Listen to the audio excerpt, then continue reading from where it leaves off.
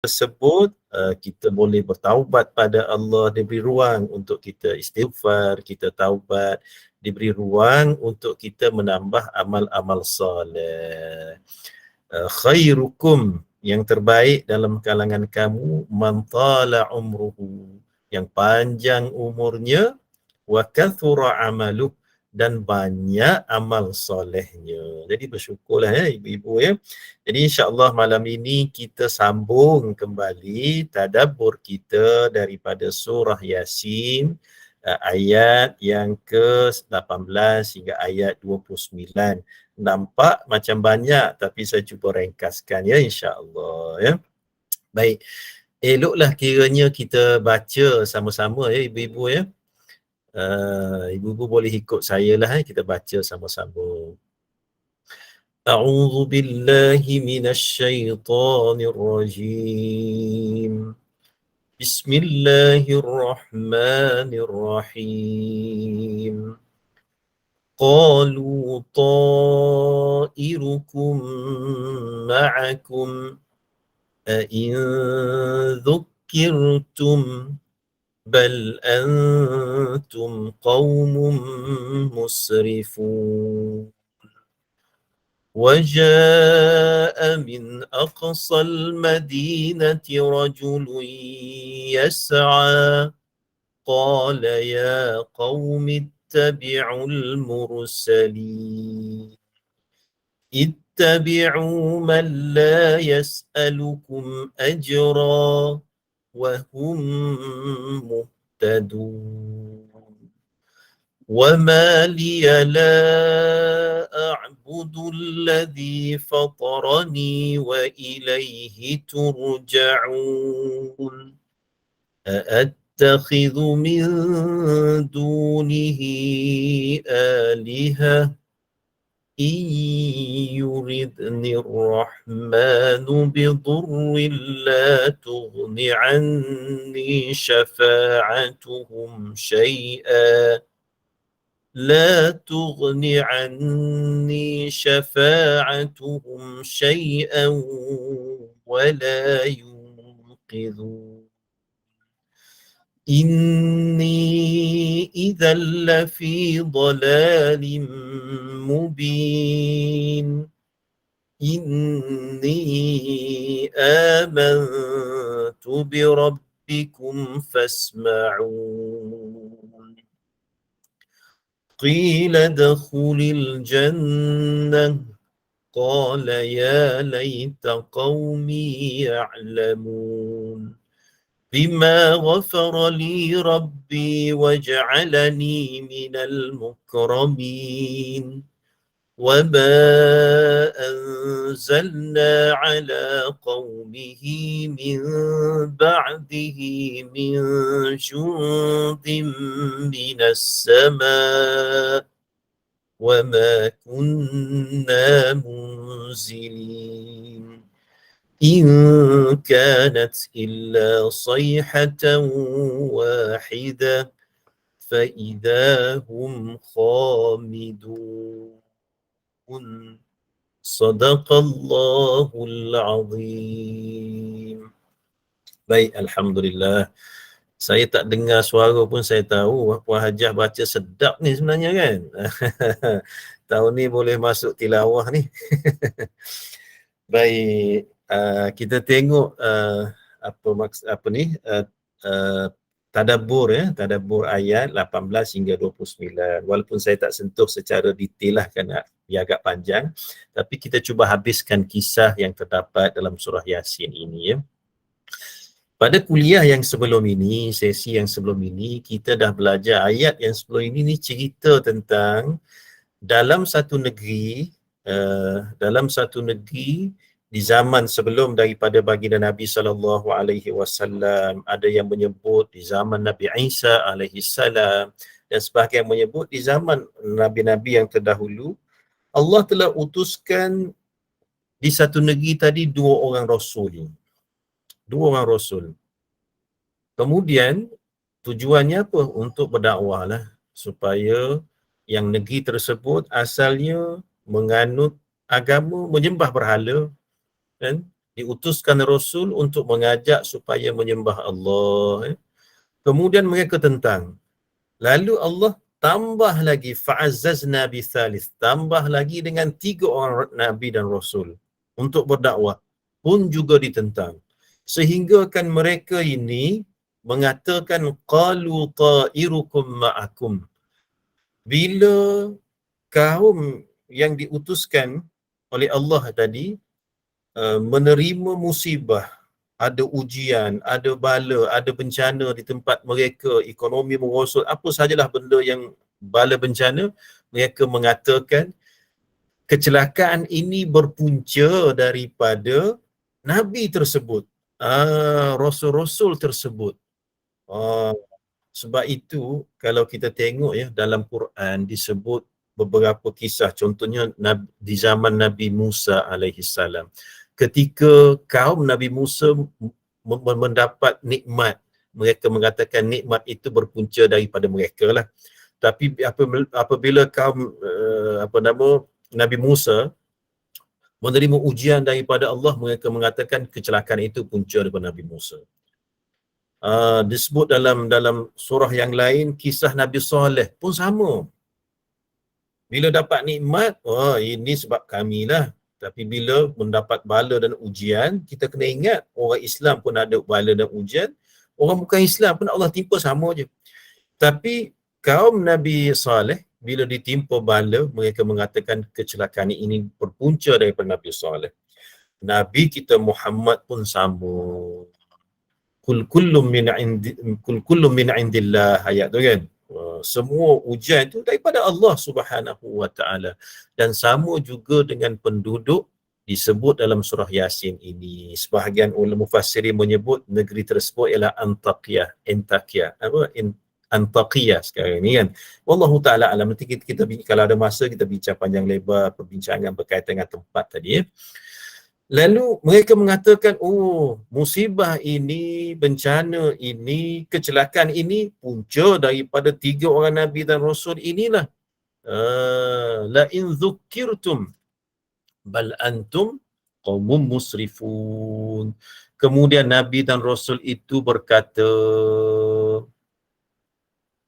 kemalangan kamu itu adalah kerana kamu sendiri. Apakah jika kamu diberi peringatan, kamu mengancam kami? Sebenarnya kamu adalah kaum yang melampaui batas. Dan ibu-ibu ya, dalam surah dalam tafsir Ibn Kathir ini disebut daripada Mujahid mengatakan bahawa mereka mengatakan tidaklah orang seperti kalian memasuki suatu negeri melainkan penduduknya akan tertimpa seksa. Kemudian disebut bahawa kaum penduduk tersebut memusuhi para nabi yang diutuskan dan mereka mengancam untuk membunuh nabi-nabi mereka.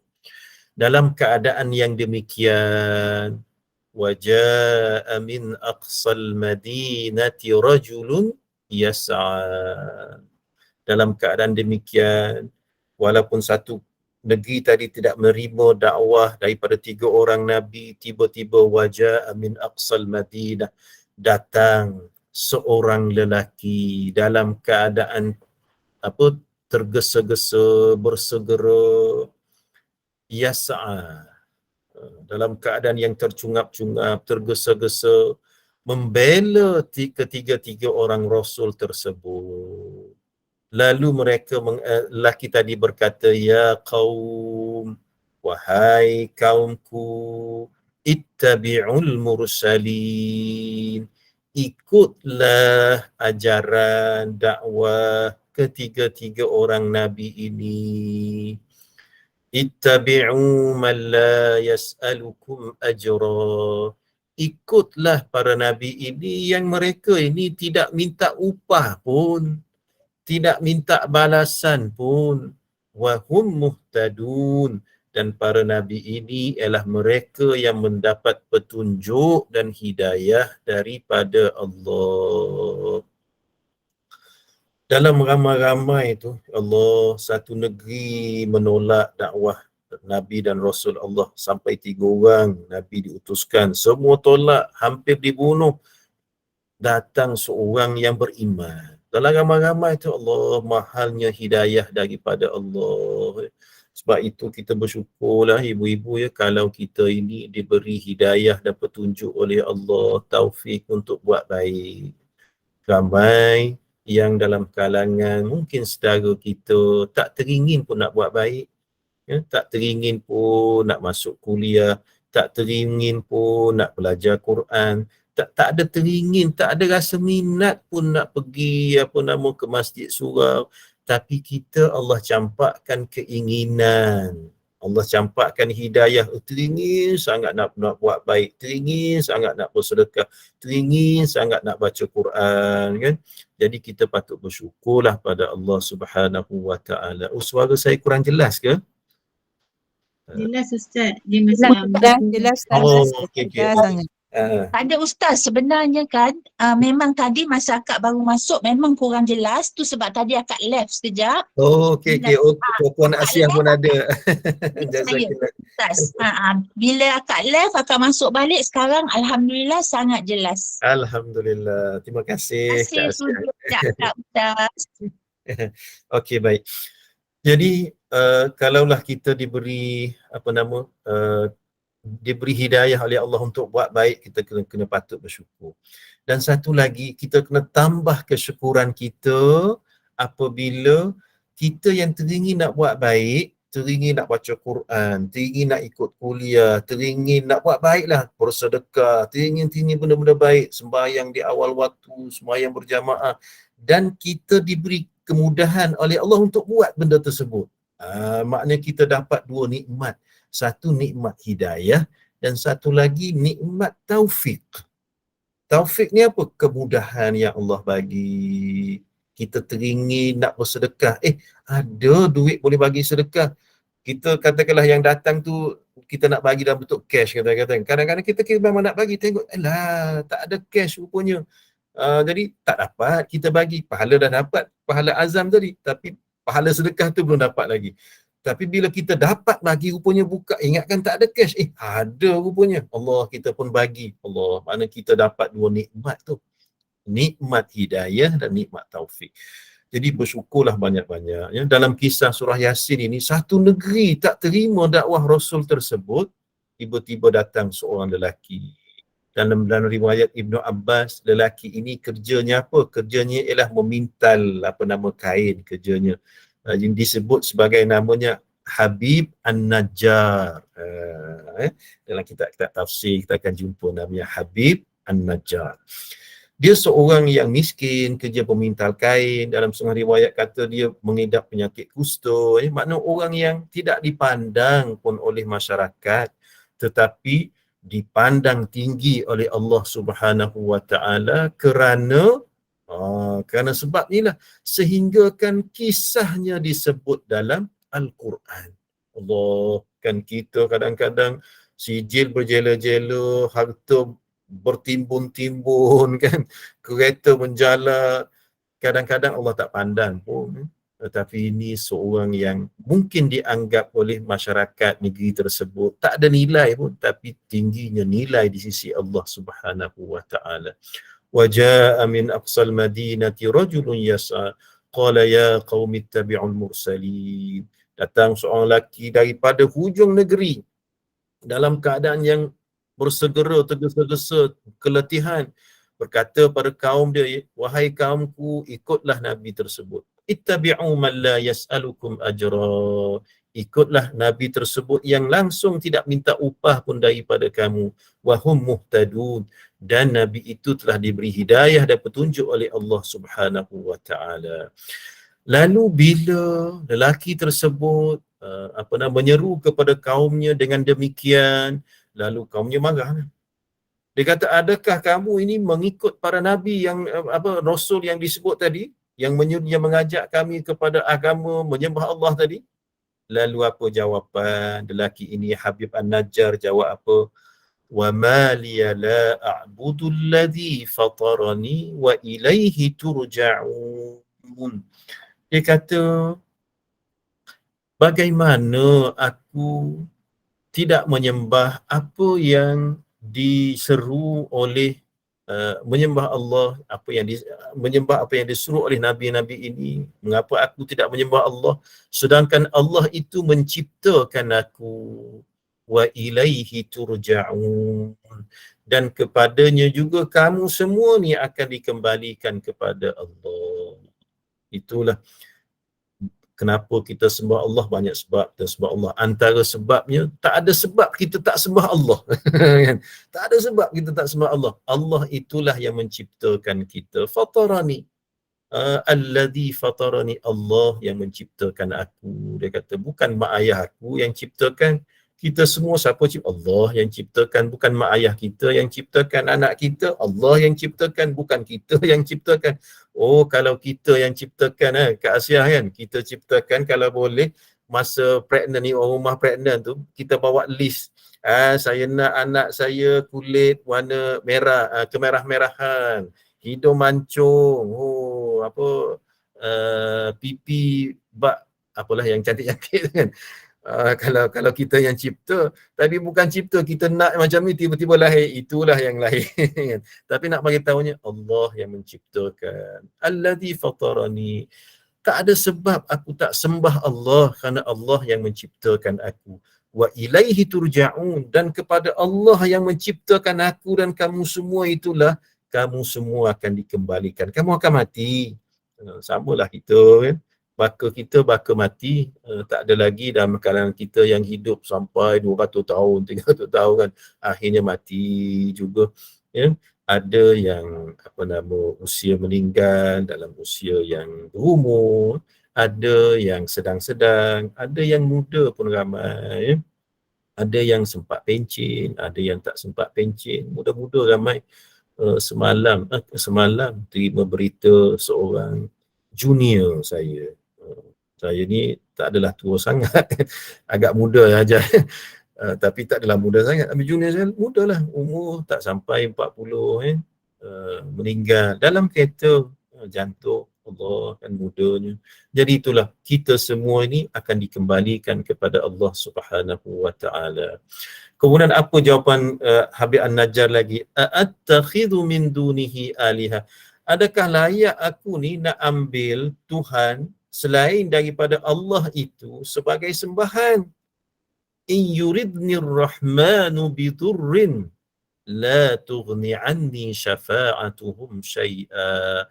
Kalaulah Allah Ar-Rahman itu Allah, kalaulah Allah yang bersifat dengan pengasih dan penyayang itu inginkan kemudaratan kepada aku, la tughni anni syafa'atuhum syai'a, tak ada sembahan-sembahan lain yang boleh membantu aku.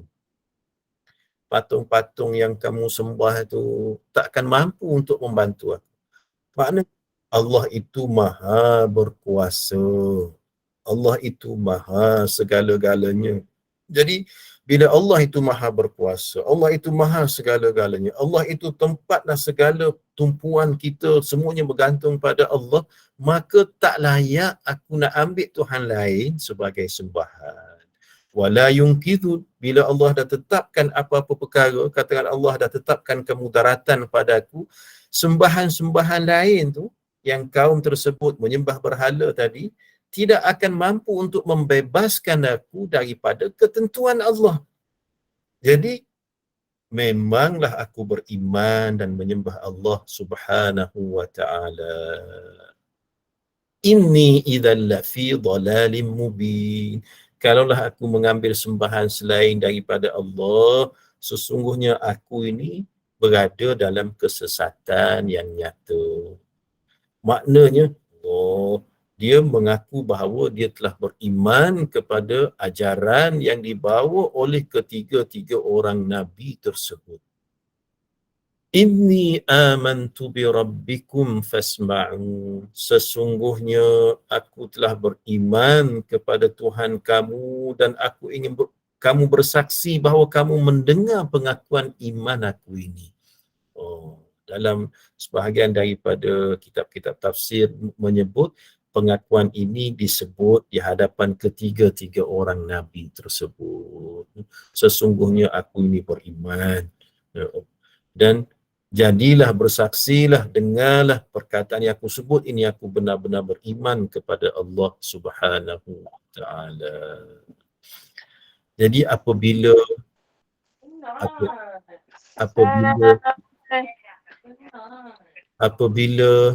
Habib An-Najjar menyatakan keimanan kepada Nabi yang diutuskan oleh Allah Subhanahu wa Ta'ala, disebut dalam kitab-kitab tafsir, kaumnya menyerang Habib An-Najjar, membunuh Habib An-Najjar. Ada sebahagian kitab tafsir menyebut memijak-mijak Habib An-Najjar ini sehingga hatinya keluar daripada tubuhnya. Allah, syahid seorang yang bernama Habib An-Najjar ini. Bila dia syahid, bila dia meninggal kerana akidah dia, qila dakhulil jannah. Qila dakhulil jannah, dikatakan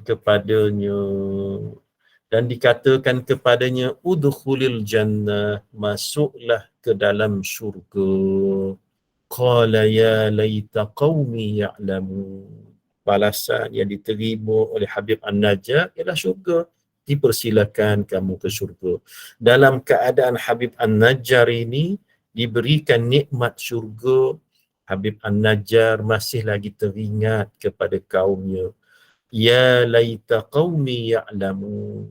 Alangkah indahnya, alangkah baiknya kalau kaumku ini mengetahui akan kebenaran, beriman kepada Rasul-Rasul, nescaya mereka juga akan mendapat nikmat sebagaimana yang aku dapat. Bima ghafara li Rabbi, atas keampunan yang telah diberikan oleh Tuhanku, wa ja'alani minal mukramin, dan menjadikan aku ini dalam kalangan orang-orang yang mulia. Jadi dalam ayat ini para mufassirin menyebut bahawa setelah kematian, belum sampai ke negeri akhirat, cuma berada di alam barzakh. Walaupun kita berada di alam barzakh ni, puan-puan hajah ya, ibu-ibu ya, kita telah mendapat sebahagian daripada nikmat syurga kalau kita ni ahli syurga. Jadi kalau kita baca dalam kisah-kisah Fir'aun mendapat azab neraka sebelum berlakunya hari kiamat kerana orang yang derhaka pada Allah, adanya azab kubur. Jadi dalam surah Yasin ini, Allah nak bagi tahu kepada kita bahawa Habib An-Najjar ini baru mati. Belum lagi tiba ke negeri akhirat, cuma berada di alam barzakh. Tapi disebut oleh Allah, qila dakhulil jannah, masuklah kamu dalam syurga. Dan dia mendapat sebahagian daripada nikmat syurga. Allah, belum lagi ke alam akhirat, tetapi kalaulah kita ni amal kita amal soleh, dosa kita diampunkan oleh Allah, kita telah mendapat sebahagian daripada nikmat syurga. Oleh yang demikian, kita selalulah berdoa ya, puan hajah ya. Selalu berdoa, antaranya kita doa supaya dijauhkan daripada azab kubur. Yang 4 serangkai yang kita selalu baca tu kan, sebelum daripada kita bagi salam tu, kita baca tahiyat tu, Allahumma inni a'udzubika min azabil qabri wa min azabi jahannam wa min Allahumma inni a'udzubika min azabi jahannam wa min azabil qabri wa min fitnatil mahya wal mamat wa min syarril masihid dajjal. Yang tu kalau boleh tu kita jangan tinggal lah puan hajah ya. Terutama Allahumma inni a'udzubika min azabil qabri, ya Allah, minta jauh ya Allah, minta lindung ya Allah, aku ni banyak dosa ya Allah. Ya Allah, lindunglah aku daripada azab kubur. Wa min azabi jahannam, daripada azab neraka jahannam besok di negeri akhirat. Selalu doa. Kalau ibu-ibu tak ingat nak baca dalam bahasa Arab, kita doa dalam bahasa Melayu. Doa dalam hatilah. Alhamdulillah, selalu doa, selalu amal, alhamdulillah. Mungkin ada kalau kita susah Ustaz nak sebut Allahumma inni a'udzubika min azabil qabri wa min azabi jahannam. Dia susah nak sebut kan. Tak ingat. Kalau tak ingat, kita doa dalam hati dalam bahasa kita lah. Ya Allah, ya Tuhanku, jauhkanlah aku daripada azab kubur, jauhkanlah aku daripada azab neraka Jahannam, jauhkanlah aku daripada fitnah kematian, jauhkanlah aku daripada fitnah Dajjal. Selalu berdoa. Kerana Allah, bila kita berada di alam sana, di alam barzakh tu, sampai-sampai je kubur tu tadi akan berkenalan dengan kita dengan himpitan kubur. Tanah tu akan himpit kita, kan, sehingga kedua tulang rusuk kita ni bercantum. Allah, kan. Kemudian ditanya soalan, walaupun soalan tadi dah lama bocor, tapi bukan sebab ilmu ataupun hafalan kita yang jawab, amal soleh kita yang jawab. Itu yang kita risau, kan. Jadi itulah selalu yang penting adalah Allah bagi rezeki kita usia yang masih ada ini, banyakkan taubat. Itu satu. Yang kedua, mana amal-amal yang belum kita tertunai, kita cuba tunai. Kalau solat ke apa ke yang belum kita qada, kita cuba qada setakat yang kita mampu dan sentiasa taubat pada Allah dan memperbanyakkan amal soleh kita lah. Itulah ya. Sekali Allah, makna azab kubur tu ada, azab kubur tu ada. Sebagaimana disebut dalam surah Yasin ini, ya. وَمَا أَنْزَلْنَا عَلَى قَوْمِهِ مِنْ بَعْدِهِ مِنْ جُنْدٍ مِنَ السَّمَاءِ وَمَا كُنَّا مُنْزِلِينَ إِنْ كَانَتْ إِلَّا صَيْحَةً وَاحِدَةً فَإِذَا هُمْ خَامِدُونَ. Disebut apa dia? Dan kami tidak perlu wama anzalna, setelah kaum tadi membunuh Habib An-Najjar, memusuhi kedua-dua nabi, lalu Allah Subhanahu wa taala murka, ya? Wama anzalna ala qaumihi min ba'dihi min jundin minas sama. Dan kami, yakni Allah, tidak perlu menurunkan kepada kaumnya sesudah dia meninggal satu pasukan pun dari langit dan tidak layak untuk menurunnya. Kalau Allah nak azabkan kaum tersebut, Allah boleh je azab, menurunkan para malaikat untuk mengazab. Tapi tak perlu, kata Allah. Cukuplah sekadar dengan in kanat illa sayhatan wahidah. Cukuplah sekadar dengan seksaan ke atas mereka melalui satu teriakan suara, sayhatan wahidah. فَإِذَا هُمْ خَامِدُونَ, maka tiba-tiba mereka semua mati. Umat yang terdahulu bila derhaka pada Allah, terus Allah turunkan azab. Tak perlu dengan hantar dalam kisah ini, Allah kata, tak perlulah aku hantar para tentera daripada malaikat, cukuplah dengan satu malaikat atau cukuplah dengan satu teriakan, pekikan, sayhatan wahidah, maka seluruh penduduk tadi meninggal. Jadi itulah kisahnya bila kita baca surah Yasin, kita teringatlah inilah kisah yang berlaku yang disebut oleh Allah bahawa mahalnya sebuah hidayah Allah tadi, ya. Mahalnya sebuah hidayah, beriman kepada Allah itu satu benda yang sangat mahal, dan menjaga iman juga satu benda yang sangat mahal.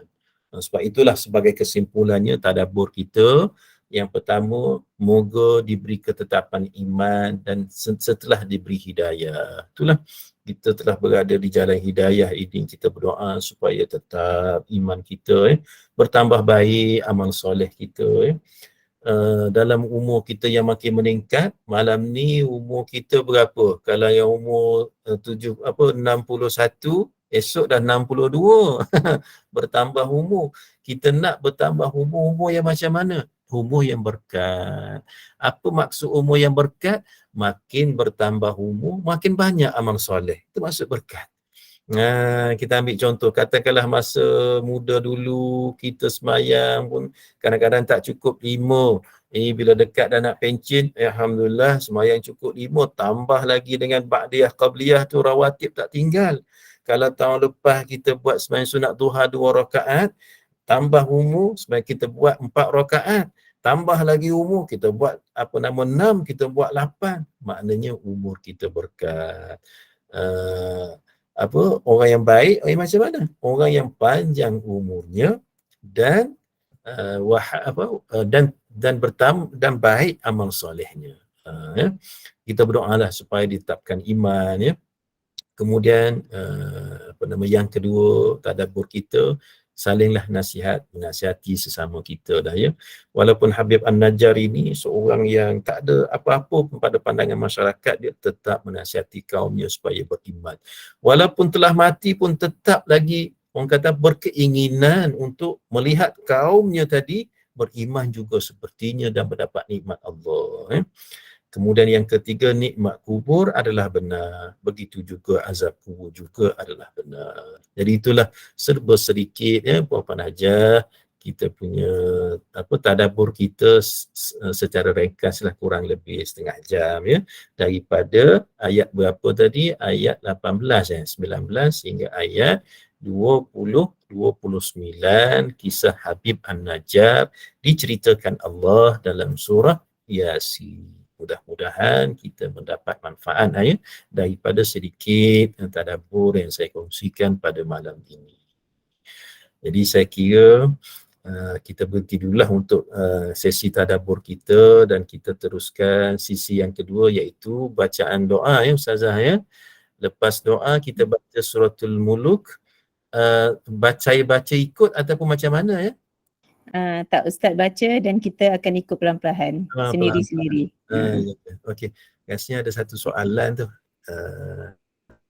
Ustaz boleh buat solat duha 4 rakaat, dua rakaat salam, buat 2 rakaat salam. Boleh, tak ada masalah. Kita buat mana dia sunat duha ni sekurang-kurang 2 rakaat, ya.